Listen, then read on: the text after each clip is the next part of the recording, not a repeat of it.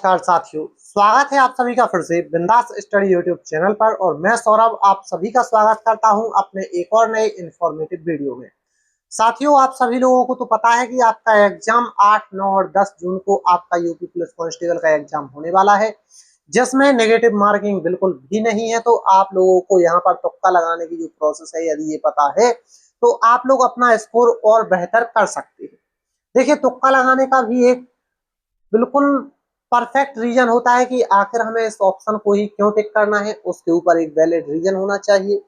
इसके अलावा क्या पॉसिबिलिटी बनती है, उन सारी की सारी चीजों पर आज के इस वीडियो में हम चर्चा करने वाले हैं। तो चलिए करते हैं वीडियो को स्टार्ट, बिल्कुल भी देरी ना करते हुए। लेकिन आप सभी से पहले कहना चाहूंगा कि यदि आप लोग इस चैनल पर पहली बार आए हैं तो कृपया वीडियो को लाइक करके चैनल को सब्सक्राइब कर लेना। और आप लोग कहाँ से हैं ये भी कमेंट करके बता सकते हैं, आपका किस शिफ्ट में कहाँ एग्जाम होने वाला है। ठीक है साथियों, आप लोगों के लिए आज मैंने एक पूरा का पूरा चार्ट डिजाइन किया है, जिसके ऊपर आज हम चर्चा करने वाले हैं यूपी पुलिस कांस्टेबल की अंतिम प्रहार जो आपका होने वाला है। क्योंकि आज लगभग 7 तारीख है, कल से एग्जाम स्टार्ट होने वाले हैं। तो आप लोगों के लिए जो 150 प्रश्न हैं, इनको कैसे आपको 120 मिनट में करना है और उसमें कैसे आपको टाइमिंग को भी बचाना है, इन सारी की सारी चीजों के ऊपर आज हम डिस्कस करने वाले हैं। ठीक है, और इसमें आपको साथ ही साथ OMR सीट को भी भरना है। ठीक है, आपको पता है कितने 150 प्रश्न कुल 120 मिनट, और नेगेटिव जो मार्किंग है आपकी वो कितनी है, 0 की। ठीक है, मतलब आपको पूरा फायदा उठाना है। ठीक है, अब जैसे साथियों, यदि पहले हम सब्जेक्ट वाइज बात कर लें तो आपको पता है आपकी हिंदी में लगभग 37 प्रश्न देखने को मिलने वाले हैं। जीएस में आपको लगभग 38 प्रश्न देखने को मिलेंगे। रीजनिंग में आपको 55 प्रश्न देखने को मिलने वाले हैं, और हिंदी में आपको लगभग 20 क्वेश्चन देखने को मिलने वाले हैं। यहाँ पर सभी के सभी प्रश्न 2 नंबर के होने वाले हैं। एक प्रश्न कितने का नंबर होता है, एक प्रश्न 2 नंबर का होने वाला है। ठीक है, ये भी आपको याद रखना है। साथियों, जो आपकी टाइमिंग रहने वाली है 120 मिनट, इसको किस प्रकार से मैनेज करना है वो समय भी मैं यहाँ पर लेकर आया हूँ। जैसे यदि आप पहले हिंदी को करना स्टार्ट करें तो कोशिश करना कि हिंदी के हम लगभग 30 से 32 क्वेश्चन 10 मिनट में ही सॉल्व कर दें। ठीक है, और ये वो 30 से 32 क्वेश्चन होने चाहिए जो आपको सटीक आने चाहिए। मतलब आपको पहली नजर में जैसे आपने हिंदी को करना स्टार्ट किया, लगभग 7 से 8 मिनट में आपको एक नजर में पूरी हिंदी को देखना है। और पूरी हिंदी को देखने के बाद आपको 30 से 32 क्वेश्चन ऐसे मिल जाएंगे जो एक नजर में देखते ही सॉल्व हो जाएंगे। बकाया बचे क्वेश्चंस के ऊपर क्या करना है, हमें तुक्का लगाना है। तो तुक्का लगाने की भी प्रोसेस मैं आगे बताने वाला हूँ। ठीक है, जैसे आपके जीके और जीएस है, इसमें देखो 30-32 तो नहीं, लेकिन आप 25 क्वेश्चन कर सकते हैं। और अगर जीएस का जो लेवल है वो मॉडरेट रहा तो यह स्कोर 20 भी हो सकता है, क्योंकि जीएस आउट ऑफ सिलेबस भी जा सकती है, कहीं से भी आ सकती है। तो यहाँ पर थोड़ा स्कोर कंफर्म करना मुश्किल है, लेकिन हिंदी में आपके 30 से 32 क्वेश्चन सही होने चाहिए। ठीक है, तो आप कितना 10 मिनट का समय यहाँ भी देंगे जीएस में। इसके बाद है रीजनिंग। अब देखो, रीजनिंग जो है वो बहुत ही अच्छा स्कोर करने वाला सब्जेक्ट है, क्योंकि यहाँ पर आप देखेंगे हर क्वेश्चन बड़ी ही आसानी से हो सकता है यदि आपने थोड़ा सा भी पढ़ा है रीजनिंग को तो। और लगभग कितनी क्वेश्चंस की संख्या रहने वाली है, 55, जो इन सभी से ज्यादा है। ठीक है, इन सभी के कंपैरिजन में जो इसकी रीजनिंग की संख्या है वो क्या है, सभी से ज्यादा है। तो आपको सबसे अधिक समय इसी सब्जेक्ट के ऊपर देना है। लगभग आप अपना यहाँ पर सबसे अधिक समय देकर कितने 47 से 48 प्रश्न तक करना आपको आराम से पहुंच जाएंगे। और 47 से 48 प्रश्न करना आपके लिए बहुत ही जरूरी है। ठीक है, पेपर अगर आसान आएगा तो लगभग ये कुछ प्रश्नों की संख्या आपकी पहली ही नजर में 50 से 52 भी हो जानी चाहिए।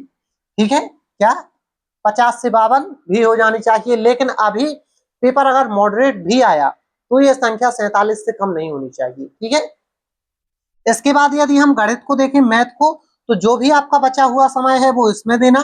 और आप कम से कम मैथ में 12 से 15 प्रश्न, अगर मैथ का लेवल कितना भी मॉडरेट आए, कम से कम आप 12 से 15 प्रश्न के बीच में मैथ को सॉल्व कर सकते हैं। ठीक है, अच्छा, अगर आप लोगों ने इतना स्कोर भी कर लिया जितना मैंने आपको बता दिया, तो आप लोग सोचेंगे भैया इतने में क्या होने वाला है। साथियों, पहले इतने ही स्कोर में देख लो आप। 32 प्रश्न ये रहे, अर्थात 2, 5, 7, 7, 8, 15, 15, 5, 20, 20 का शून्य, 2, 3, 5, 5 और 2, 7, 7 और 4, 11, 11 1 12, मतलब आप समझेंगे कि इतने में आपने 120 प्रश्न सटीक सॉल्व कर दिए हैं। अगर इतना स्कोर आपने कर लिया तो 120 प्रश्न आपने सटीक सॉल्व कर दिए हैं, अर्थात आपकी 240 नंबर पक्की हो सकती है। ठीक है, तो इतना स्कोर भी करना पर्याप्त हो सकता है। ठीक है, ये मत सोचना कि सर ये कम है, बहुत कम है, 12 13 मैथ में। हाँ, आपका मैथ अच्छा है, मैं कहता हूं आप 20 में से 20 कर दो, लेकिन एक टाइम को देखते हुए। ठीक है, क्योंकि टाइम को भी मैनेज करना है, क्वेश्चंस की संख्या ज्यादा है यहाँ पर। तो आपको रीजनिंग या जीएस में, जैसे अगर आपका जीएस डाउन है, कम आता है, तो आप वो टाइम अपना मैथ को दे सकते हैं, वो टाइम अपना रीजनिंग को भी दे सकते हैं कि रीजनिंग में आपके 55 में से 55 सही हो जाए।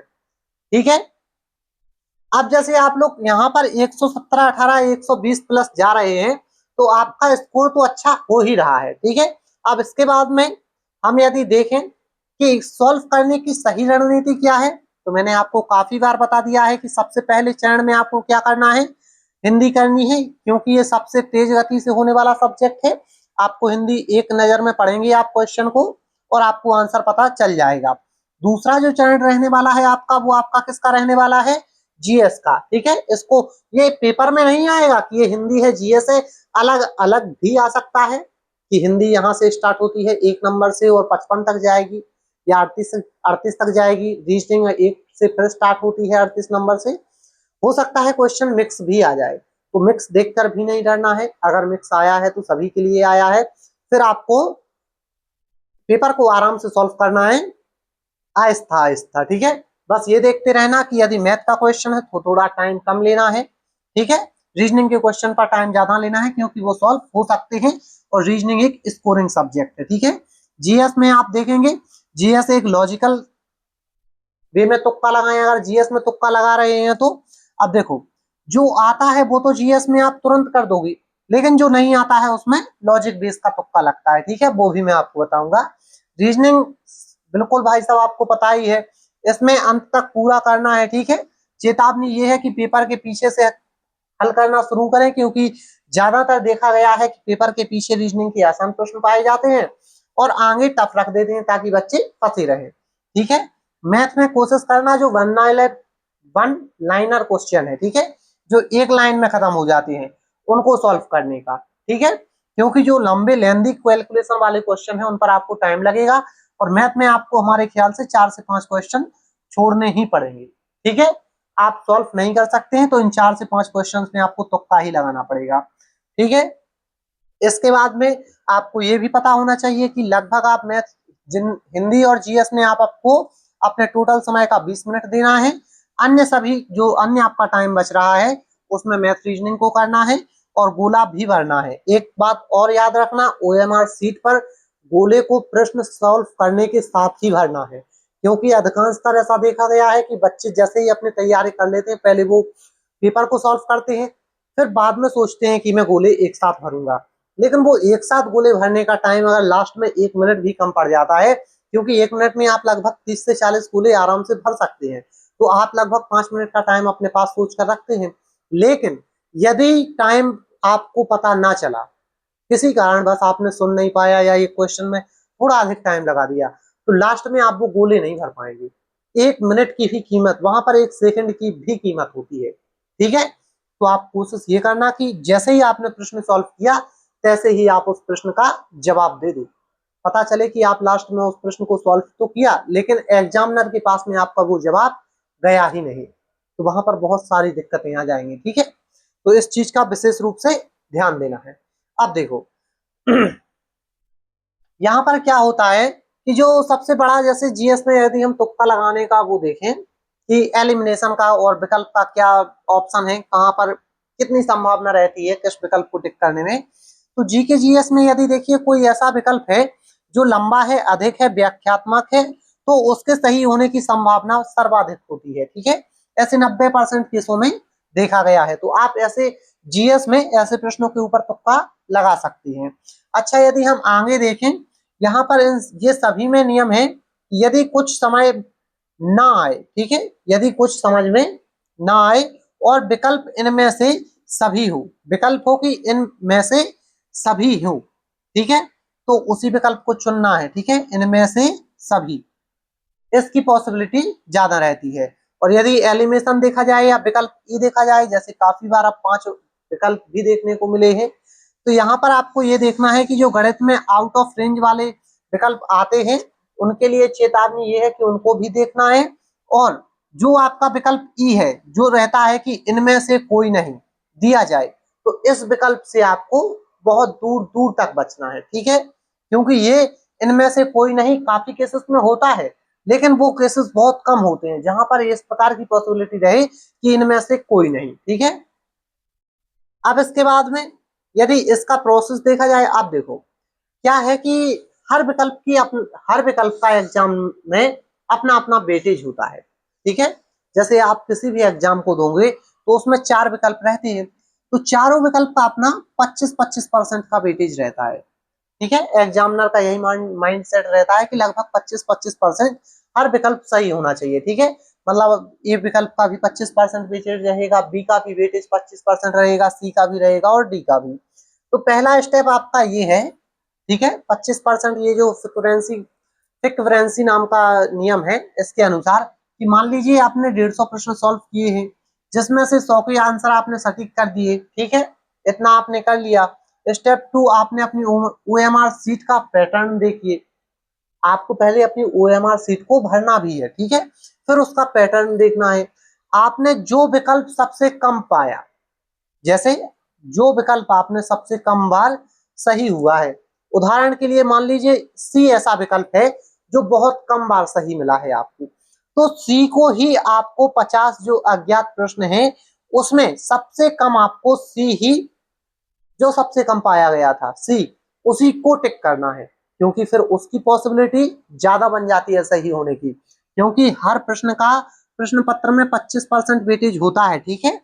तो इतना क्लियर है। अब सपोज जैसे देखिए आप, अब कैसे आप लगभग 20 नंबर तय कर पाएंगे। यहाँ तक हमने देखे थे 120 प्रश्न आपने सही कर लिए हैं, अब आपके पास बचे हैं 30 प्रश्न, ठीक है।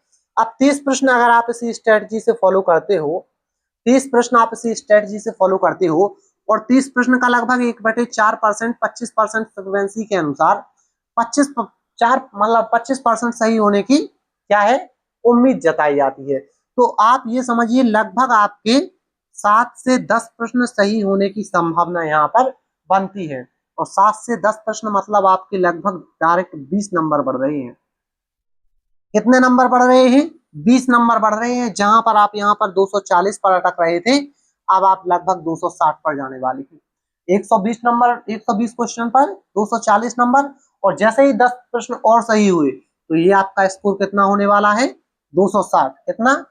260 आपका सही स्कोर होने वाला है। और इतने पर सिलेक्शन मैं कहता हूँ 100% होने वाला है। कोई रोकने वाला नहीं है आपका यूपी पुलिस में सिलेक्शन, ठीक है। इसके बाद में यदि मैं आपको बताऊं कि जो आपका एक और गलती जो बच्चे कर जाते हैं उसके ऊपर और चर्चा करेंगे, कि पहली बार में पहली नजर में जो आपने ऑप्शन टिक कर दिया, मेरी हाथ जोड़कर रिक्वेस्ट है उस ऑप्शन को हटाना मत, क्योंकि 90% केसेस में ऐसा देखा गया है जो पहली बार में चुना हुआ विकल्प हमेशा सही होता है, और जबकि काफी ऐसी बार बच्चे ओएमआर सीट को भरते हैं, उस टाइम पर वो अपना क्या बदल देते हैं? ऑप्शन बदल देते हैं। लगभग 70 से 80% बच्चे यहीं पर गलत हो जाते हैं। वो सही विकल्प को छोड़कर गलत विकल्प का चयन कर लेते हैं और वो वहां पर गलत हो जाते हैं। तो जो आपने पहली नजर में आंसर लगा दिया, पहला आंसर आपको सटीकता के साथ लगाना है, फिर उसे बदलना नहीं है, ठीक है। आपका यही प्रयास रहना चाहिए। बाकी आपको अपनी मेहनत बिल्कुल तैयार रखनी है। आपकी मेहनत आपको पता है 100% देनी है, और इसके बाद में पूरा का पूरा 120 एक सुरक्षित स्कोर है। अगर आप 120 तक पहुंच रहे हैं तो परेशान नहीं होना है। और एक बात और, तुक्का क्या चमत्कार नहीं है, यह केवल आपके क्या स्कोर को क्या कर सकता है? बदलने के लिए एक टूल है। तुक्का कोई चमत्कार नहीं है, यह आपके स्कोर को थोड़ा परिवर्तित अपग्रेड करने का एक छोटा सा टूल है। आपकी मुख्य जो नीति होनी चाहिए वो क्या नींव क्या होती है? आपकी पढ़ाई ही होगी। आपकी जी जो नींव होगी वो आपकी पढ़ाई होगी, ठीक है। और अब अंत में कुछ ऐसे जो आपको 4 पॉइंट है जो आपको शायद देख लेने चाहिए। 150 में से 150 प्रश्न जो मैं आपको चिल्ला चिल्ला कर बता रहा हूँ पिछली 4-5 क्लासेस से, कि आपको सॉल्व करने हैं, क्योंकि नेगेटिव मार्किंग जो नेगेटिव मार्किंग जो है वो कितने की है, बिल्कुल आपकी है ही नहीं, 0 की है। तो हिंदी और जीएस में आपको बहुत कम समय लेना है और गणित और रीजनिंग में ज्यादा समय लेना है, साथ के साथ गोले भी भरते चलना है। रीजनिंग एक स्कोरिंग सब्जेक्ट है तो इसको पीछे से स्टार्ट करना, अगर आगे से आपको कठिन लगे तो। ठीक है, स्मार्ट तुक्का लगाना, बड़े विकल्प देखकर सभी विकल्पों और फ्रीक्वेंसी के का तरीका भी उपयोग करना।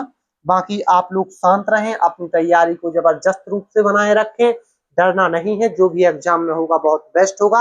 आप लोगों का स्कोर क्या रहेगा कमेंट करके जरूर बताना। और जो भी बच्चे हमारे जिनका भी एग्जाम किसमें जिनका भी एग्जाम 8 सॉरी हाँ जिनका एग्जाम 8 तारीख को है और जिनका एग्जाम 9 और 10 को है, तो जो 9-10 वाले बच्चे हैं वो 8 तारीख वाले बच्चे से पूछ सकते हैं कि एग्जाम कैसा रहा, कैसा प्रश्न आ रहे हैं, क्योंकि यहाँ पर यूट्यूब पर एनालिसिस बंद है।